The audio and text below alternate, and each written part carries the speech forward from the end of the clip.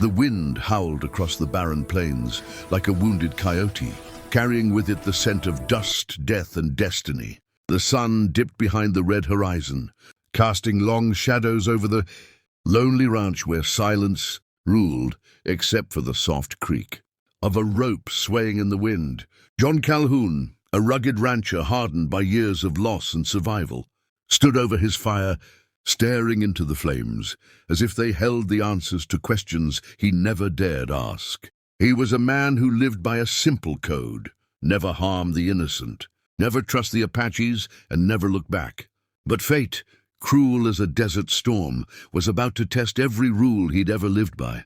That evening, his world changed forever when he found her, half-conscious, bound and bruised at the edge of his land. The Apache girl lay crumpled near his corral, her once proud garments torn by violence, her spirit nearly broken by men who saw her as less than human.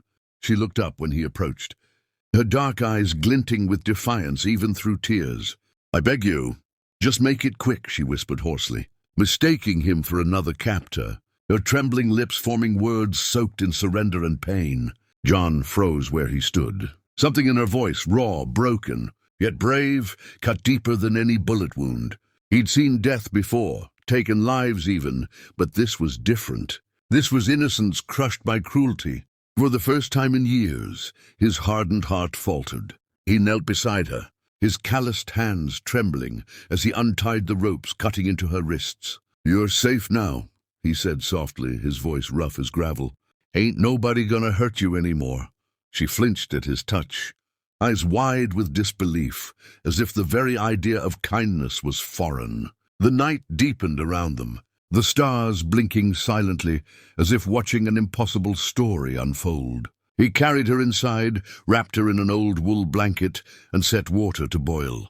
She didn't speak, only watched him with wary eyes, expecting betrayal at any moment. When she finally asked, "Why didn't you kill me?" he had no answer, only the truth he didn't understand himself. "Because I couldn't," he murmured. Days passed. The girl, whose name he learned was Noya, began to heal, slowly, painfully. She was fierce even in her weakness, a spirit that refused to be broken. John tended to her wounds, fed her, and offered silence instead of questions. He learned she'd been captured by bounty hunters, hunting Apache scalps for gold. They'd tied her up to sell her off, but she'd escaped. Barely. "They'll come back," she warned, her gaze sharp as the edge of a blade. "If they find me here, they'll kill you too." John only shrugged. "Then they best come ready." What he didn't tell her was that he'd once been on their side, riding, with men who justified murder by calling it war. But watching her, he realized how wrong they'd been. She wasn't the savage, they were. The storm hit 3 nights later, both the thunderstorm and the men who'd lost their prize. Lightning flashed across the ranch as horses thundered through the mud. Noya tried to run, but John stopped her. "You trust me?" he asked. She hesitated, then nodded once. "Then stay low." The men burst through the fence, shouting, guns raised. But John was faster.